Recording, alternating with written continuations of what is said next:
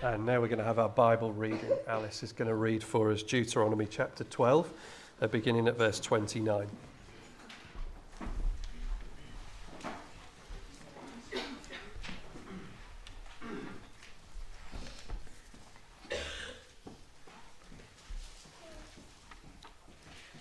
The Lord your God will cut off before you the nations you are about to invade and dispossess. But when you have driven them out and settled in their land, and after they have been destroyed before you, be careful not to be ensnared by inquiring about their gods, saying, "How do these nations serve their gods? We will do the same." You must not worship the Lord your God in their way, because in worshipping their gods, they do all kinds of detestable things the Lord hates. They even burn their sons and daughters in the fire as sacrifices to their gods. See that you do all I command you. Do not add to it or take away from it. If a prophet or one who foretells by dreams appears among you and announces to you a sign or wonder, and if the sign or wonder spoken of takes place, and the prophet says, "Let us follow other gods, gods you have not known, and let us worship them," you must not listen to the words of that prophet or dreamer. The Lord your God is testing you to find out whether you love him with all your heart and with all your soul. It is the Lord your God you must follow, and him you must revere.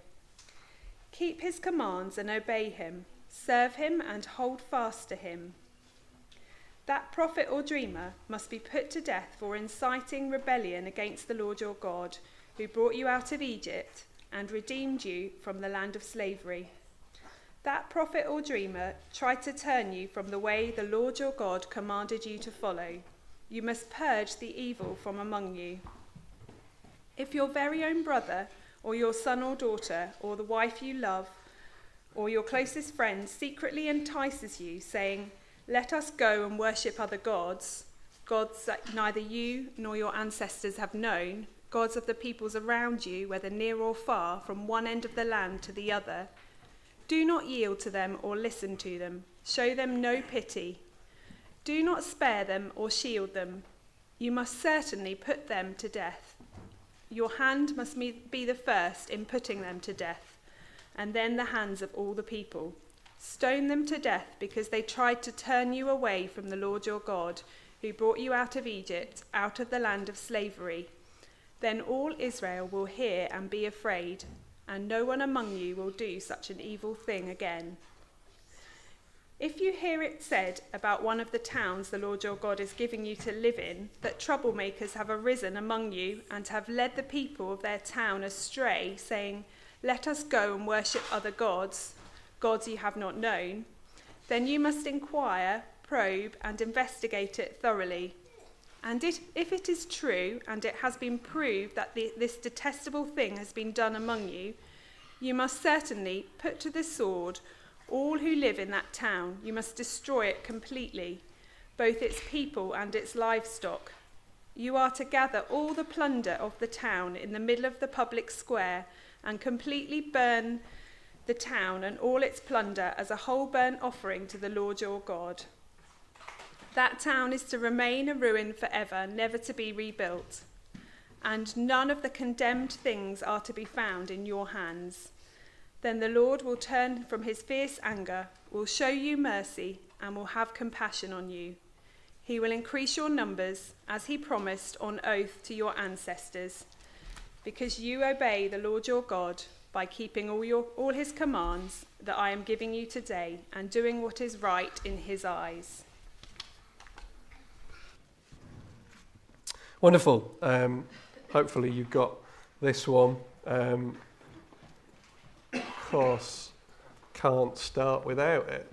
There they are. There they are.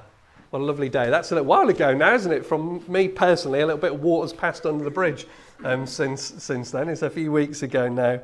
But Tim and Lois, I And I managed not to say Tom and Lois the whole way, right? It's Tim and Lois are getting married, the brother and sister. It was a lovely day, wasn't it? And marriage is that thing, isn't it, where a couple leave, both of them, they leave their families and they cleave. That's a kind of little phrase that we sometimes use, sort of taken from Genesis. They leave and they cleave. They join together. Two become one. And they're united together is the way that I think our New International Version has it in Genesis 2, a marriage that they're united together. And the same language is then used later on in the Bible. You don't need to know the whole story to understand this at all, but later on between two characters, Ruth and Naomi. Ruth, her mother-in-law is Naomi, and Naomi is saying to Ruth, look, Ruth, go home, go back to your people, don't stay with me, there is nothing here for you.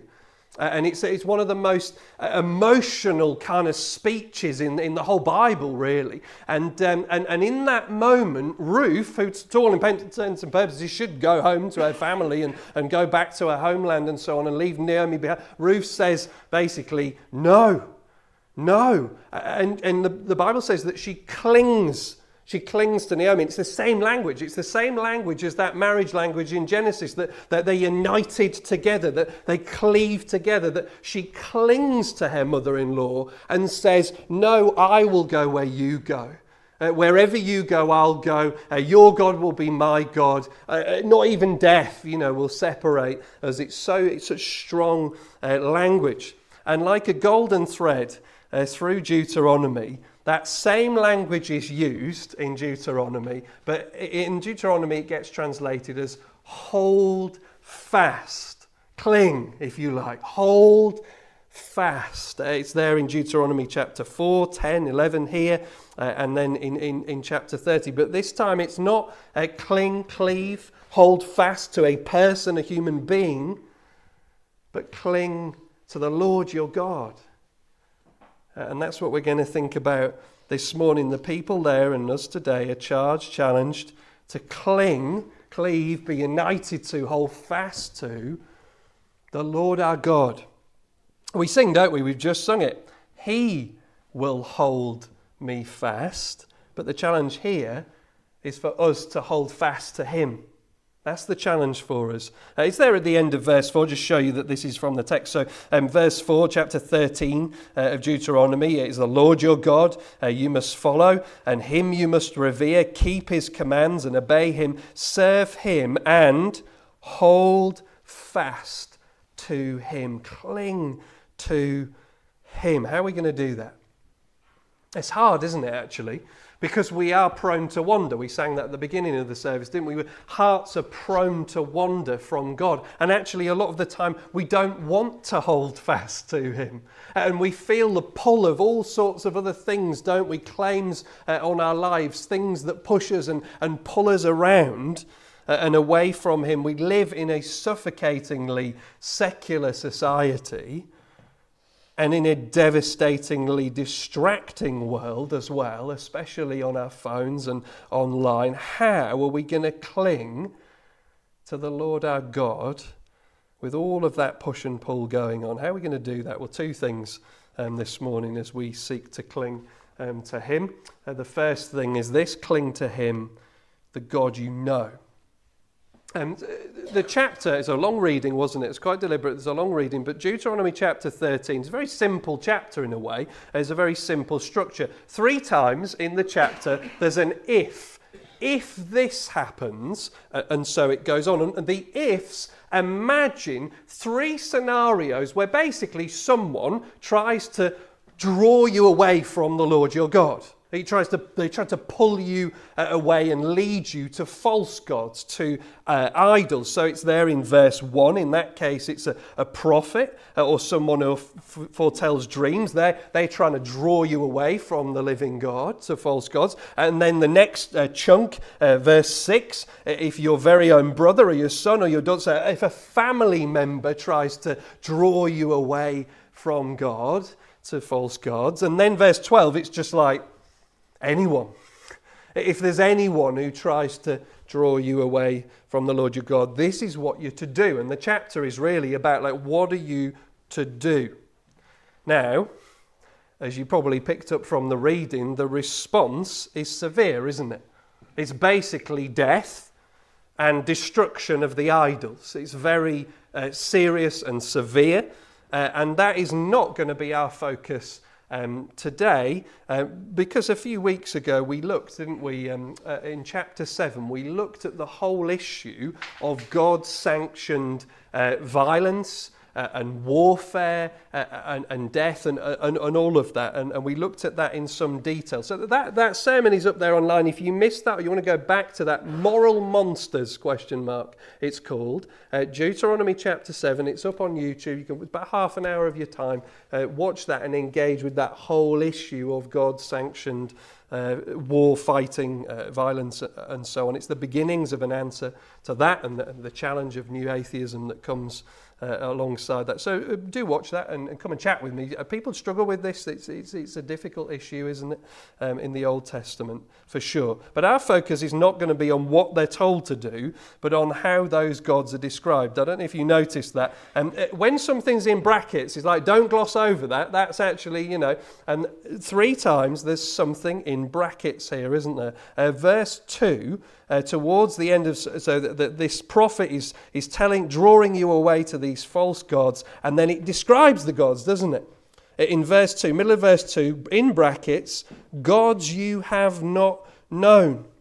That's what they are. They're gods you have not known. And then verse 6, it comes again. Your brother, your son, your daughter, your wife, someone's trying to entice you. They say, let us go, verse 6, let us go and worship other gods. And then in brackets, we get it again. Gods that neither you nor your ancestors have known. Gods of the peoples around you, whether near or far from one end of the land to the other. And then it comes again. Verse 12, again, a different scenario. If you hear it said about one of the towns the Lord your God is giving you to live in, troublemakers have arisen. These troublemakers, what are they saying? They're saying again, let us go and worship other gods, brackets, gods you have not known. So these false gods are repeatedly described as gods you have not known. What's the implication? There is a Lord your God who you do know. The opposite, isn't there? There's a Lord your God and you do know him. And the first thing is to cling to him, the God you know. How are we going to hold fast to God? Before we can get to the negative, like these false gods that are trying to get hold of our lives and our hearts, before we get there, we've got to just come back first to the positive side of things, the God you know. The God who draws you, the God who's in a relationship with you, cling to him. Now maybe you're listening this morning, you're online, you're here in the room and you're listening in and you're like, hang on Rich, I don't know. Like you say that you know, I know this God. Well, I don't know God. I don't think I'm there yet. Well, look with me. Let's see, all of us together, let's see what this God is like, the God that we know as Christians. What have we seen in Deuteronomy so far?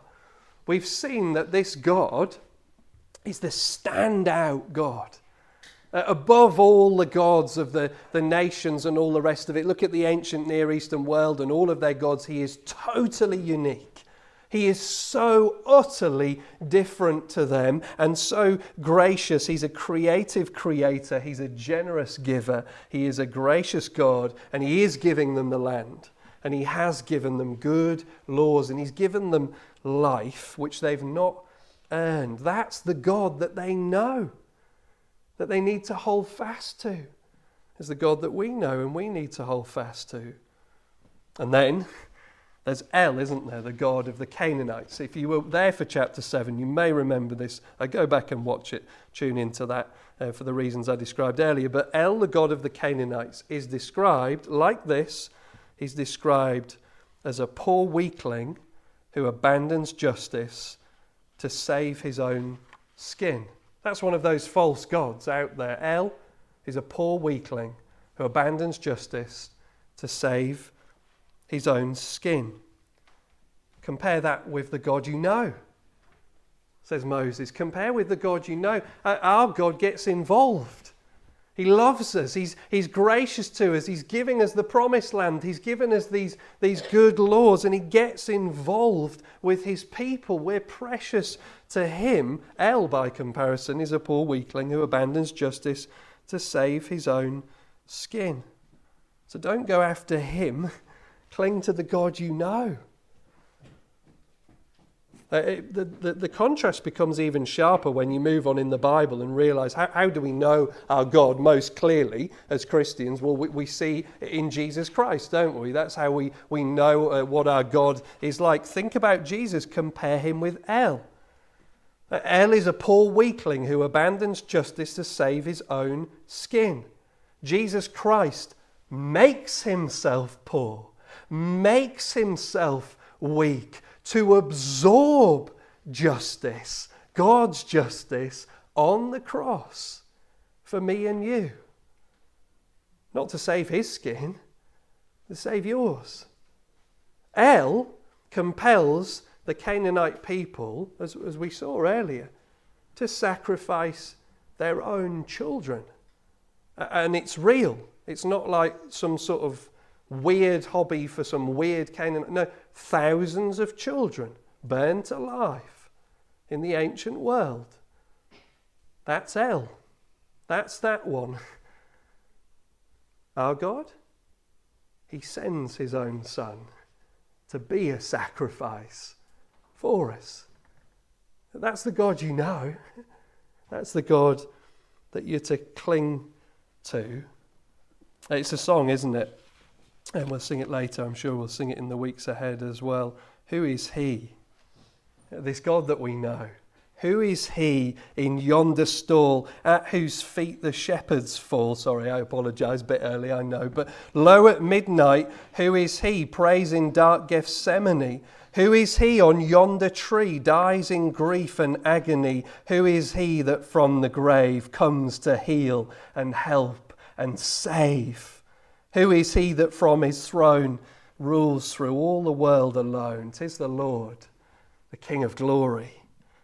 'Tis the Lord, a wondrous story. At his feet we humbly fall. Crown him,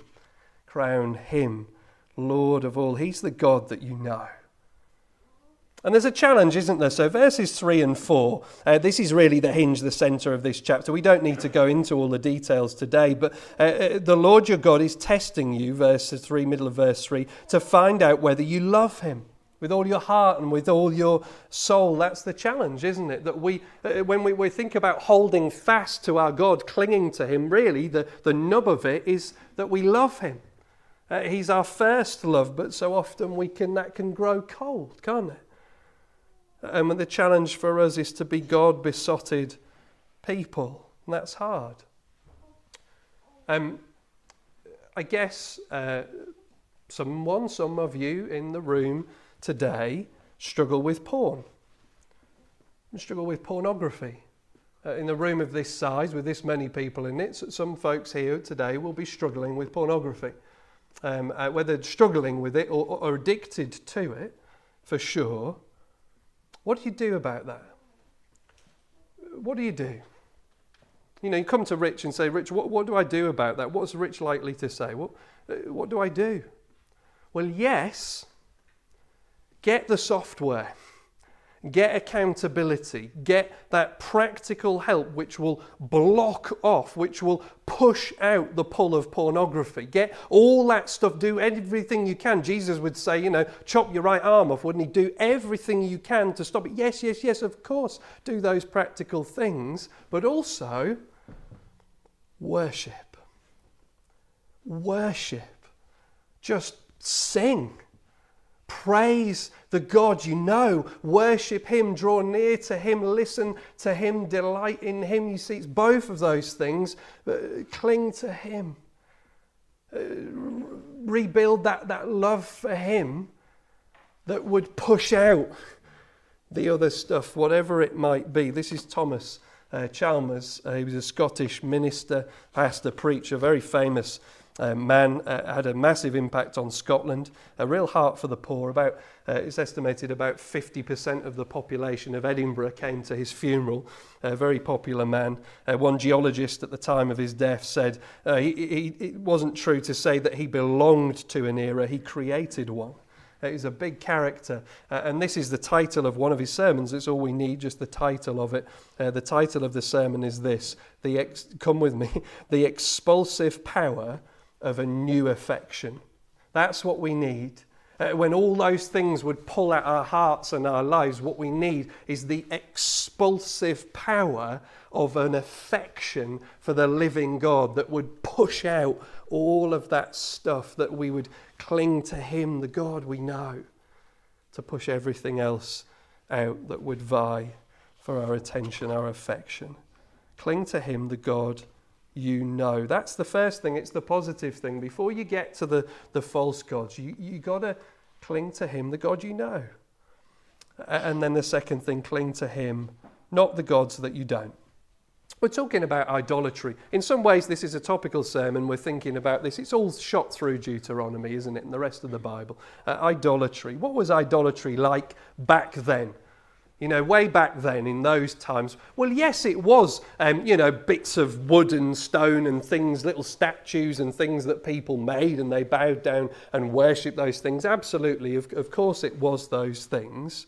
But always through the Old Testament, actually, idolatry is not just bit of wood, bit of metal, you've formed it and you're bowing down to it, or whatever it might be. No, it's always a matter of the heart. This is Ezekiel 14 verse 3, describing a particular situation. These men have set up idols in their hearts and put wicked stumbling blocks before their faces. Idolatry always was an internal heart matter. And in that sense, anything can be an idol, right? Just anything. Anything that kind of gets in here and takes his place, anything could be an idol. It could be wood or stone or metal or whatever, but whatever possession or something, but just anything could be an idol. Someone has described idolatry like this. This is Timothy Keller. He says, in the Bible, then, idolatry is looking to your own wisdom and competence or to some other created thing to provide the power, approval, comfort, and security that only God can provide. Someone else defines idolatry like this. An idol is anything that deflects our devotion to Jesus Christ. That's idolatry. That's what it is, and it's what it was then, and it's what it is now. What's idolatry like today, where we live in the modern West? If I can put it like this, the modern secular West, frankly, has been caught with its trousers down, hasn't it? Because we think that we got rid of all that worship stuff. We don't do that anymore. That's all sort of silly stuff that people did back then. You know, we're far more sophisticated than all that nonsense, all that mumbo jumbo. No, we've got shot of all that. We've got rid of all that. That's the Dark Ages. Here we are now in the Enlightenment, and we don't need any of that nonsense anymore. Thank you very much. And in that sense, as a culture, we're literally caught with our trousers down. Because as we say all of that and we don't worship the one true living God, you know what happens? We worship everything. We worship, G.K. Chesterton said this 100 years ago, whatever. In the absence of a worship of God, we don't worship nothing. We worship everything. Everything. We live in a pagan culture. Anyway, let's not go there. But we worship anything. This is David Foster Wallace. Forgive me if you've heard this one from me before, but 2008, he's a professor in a liberal arts college. Sadly, has died since then. And he gave this address to his students as they're going out into the big wide world. And he said, in the day-to-day trenches of adult life, then, there is actually no such thing as atheism, not worshipping. Everybody worships. The only choice we get is what to worship. That's the only choice we have, is what to worship. Russell Brand, Rick, can't steal it. Rick shared this quote of Russell's a few weeks ago. Now he's obviously on a journey of faith. Not here to comment on that at all. But he said this a while back. Russell Brand said, "We are a species that worships. If you do not access the divine, you will worship your own identity, your belongings, or the template laid before you by our culture." We all worship. Everybody worships. The only choice we get is what we worship. And so there's these idols in our lives. What are these idols in our lives? Well, at the surface level, they're things, we could all name them, couldn't we? Like money and materialism. There's an idol, particularly in the modern West, isn't it? Money and materialism. We'll think about that this evening. We won't go there now. Or marriage. I'm going with the M's this morning. So marriage can be an idol, can't it? Either for those who aren't married or for those who are. That can become an idol, that we worship the idea of marriage, or we worship our own marriage, or a spouse, or some other family member, for sure. Ministry. Does that surprise you? I don't know. That ministry can be an idol. That we can worship our Christian ministry. Our service of God. I've got a book here. It's called Preacher. Keep yourself from idols. That's absolutely bang on. That's absolutely on the money. Preacher, keep yourself from idols. See, ministry, Christian ministry. Being a pastor, I could make an idol of my work. And so could you, right? Because sometimes that's our idol, isn't it? That we idolize our work, our career, our job. Those are the sort of surface level idols in our lives for sure. But there are idols that are deeper than that. And that's where we're going to go as we close this morning. Beneath the surface, here's two, there's loads. Here's two. Beneath the surface, idols, these gods that we don't know, that pull us away from him. Control and comfort. Those are the two things we're going to think about. Control can be an idol, can't it? So you see this with money, right? It's on the surface there. And actually, it may well be your idol. Money may well be your idol. But so often, isn't it the case that money can give me a sense of being in control? You see? It can make me feel like I've got things sort of covered. I've got something to fall back on. I'm in control. Sometimes you might look at someone and say, oh, they worship their family, do they? Maybe they do. Or maybe they worship control and they exercise that through their family. But control can be an idol. That's really tricky, isn't it? Because we're called to control things, aren't we? Doesn't God actually tell us to subdue the earth? So in our day-to-day lives, we're to bring things under control, right? We're to organise our lives, and we're to, tame that pile of washing, and we're to control that child or whatever it might be, or I don't know. But, we're called to control things, aren't we? We're to manage life. And if your life's anything like mine, you have to attack a day, you have to attack a week, otherwise it just gets on top of you. The thorns and thistles are everywhere, and we have to kind of tame things and bring things under control for sure. And you're looking at a task-driven firstborn male as well. But at a given point, that can cross the line, can't it?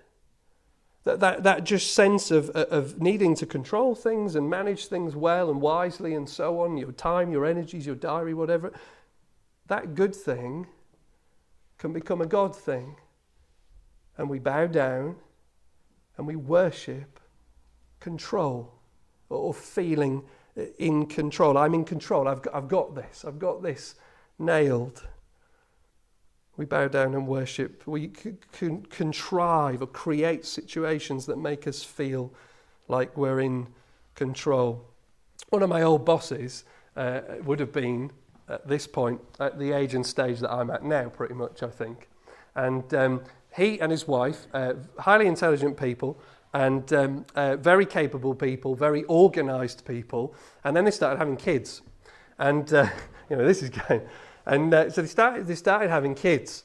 And of course, when you have kids, what you realise is that everything's a complete mess and it's all chaos. Like, that's just kind of normal, isn't it? It's like organised chaos, but it's absolute chaos. And they were right in the thick of that melting pot when I was working with him, so I could see it all, kind of saw it all going on. And one of the things that they clung to in that time, I'm not mentioning their names, but one of the things that they clung to in that time was Colin Buchanan, the Christian children's songwriter. I love him. He had this song, and it goes like this: every tickety-tock tick of the clock is ruled by the hand of God, right, at 3 a.m. or whenever. But every tickety-tock, tick of the clock is ruled by the hand of God. Another line is, we chuck a Mr. Cranky Pants, but God rules every circumstance. You get the feel of the song, right? And so they sort of clung to this thing, like life is now out of control, an Excel spreadsheet can't sort this out, right? And that was where they were at in that time. And in that time, someone, some wonderful, maybe a grandparent, who knows, gave their child a toy, one of those really annoying VTech or Fisher-Price type toys, right? And it was one of those noisy ones. Some of you are smiling because you've taken batteries out of things and you've thrown things in the skip, and because it's just the same thing over and over and over again. But this one was, I think, a little remote control or a phone. Now I remembered half of the lyric. I looked it up online and I found a parent who was like, this thing's driving me mad. It says this. And what it said was this. This is what the remote control, when you pressed it, it went, I've got a remote and I'm ready to roll, making things happen because I'm in control. And that was the jingle, which is ridiculous, isn't it? And you're not. You're not. We teach our children that, don't we? But you're not in control. But your Heavenly Father is. So cling to Him rather than the God of control, or my sense of feeling that I'm in control. And then the second one is like unto it. It's comfort. There's control, and then there's comfort, isn't there? Again, it's the same. You can track it with money, can't you? Money's on the surface, but actually, sometimes money gives me a sense of comfort, of being comfortable, of being cozy, if you like, feeling comfortable, feeling a sense of feeling secure. And so the real idol underneath it is comfort. And that's difficult again, isn't it? Fire, food and film. Love it. Nothing wrong with that, is there? Nothing wrong with that. Wet Saturday afternoon, fire, food and film. That's cozy. That's comfy, right? There's nothing wrong with that whatsoever. On a Sunday morning, I need to feel comfortable in what I'm wearing. Right? It's not a big fuss. I just need to feel comfortable in it because I need to ignore what I'm wearing and get on with what I'm doing, right? So I just need to feel comfortable in what Johnny's nodding, he knows, yeah? Just need to feel comfortable in it. That's fine, right? No big deal. If I don't feel comfortable in what I'm wearing on a Sunday morning, then I am like a 4-year-old boy whose mum's trying to pull a scratchy jumper over his head. You know that kind of, some of you have done it, right? I just need to feel comfortable. They also use that, and then on your face. I don't know, my mum used to use a dishcloth. Anyway, that is an aside. But there's nothing wrong with feeling comfortable, is there? And our house right now is full of blankets. Like, there are blankets everywhere. Everywhere is a potential bed for somebody. There's just, the whole place it's like a blanket warehouse, and it's lovely. Many people made beautiful blankets for us. And there's a baby. She's got to keep her warm, and Daddy needs to stay warm as well. And there's nothing wrong with that either. There's a Welsh comedian called Rod Gilbert. And I've got this line in my head. He does this thing about it gets really frustrated, goes into a shop to buy a duvet, and this whole thing about the TOG rating system. And he's just so annoyed. And at the end of the whole thing, by the end of it all, he's like, all I want is a nice, soft, comfortable duvet. And that line is just, I'm sorry, Gain, I apologise, but it's just etched. All I want is a nice, soft, comfortable duvet. And there's nothing wrong with having a nice, soft, comfortable duvet. But sometimes a good thing becomes a God thing. Sometimes we eat, or we drink, or we spend, or we find comfort in just keeping it all the same. No change. I'm safe. I'm secure. It's comfy like this. I feel secure.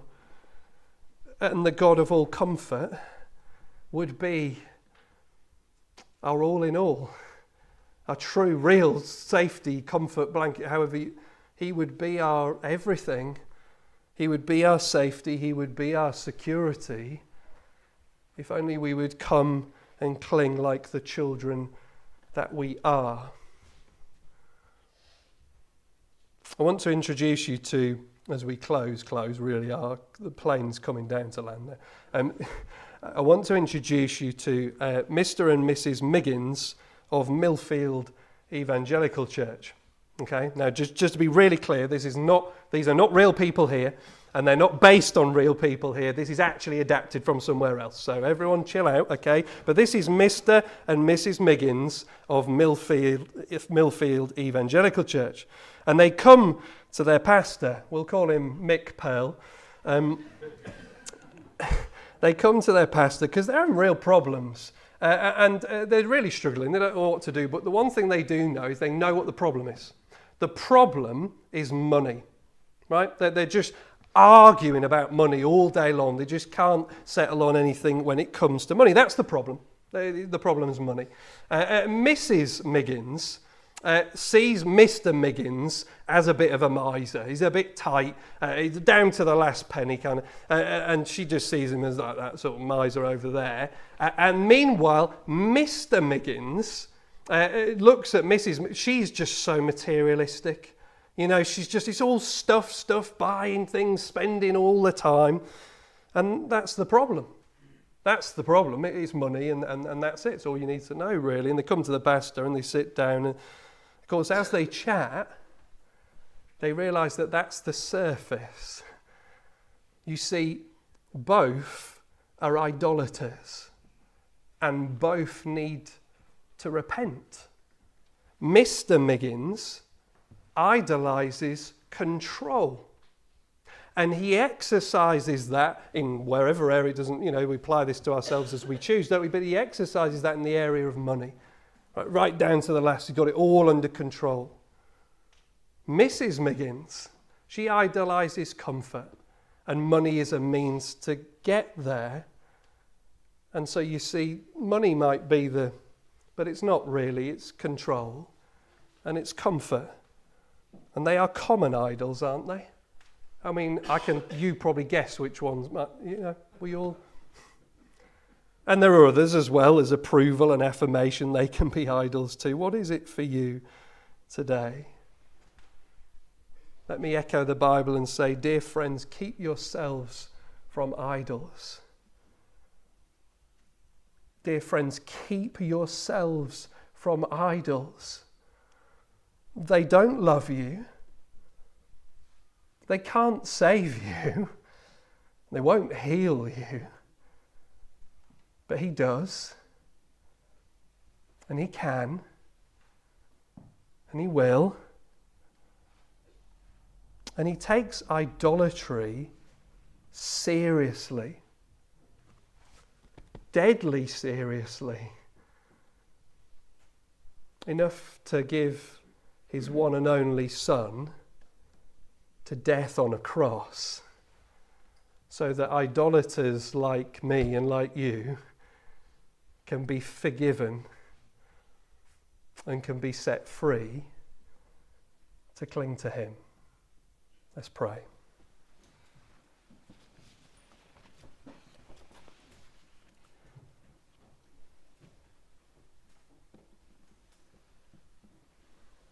Perhaps just take a moment to make that sermon your own, as I do myself.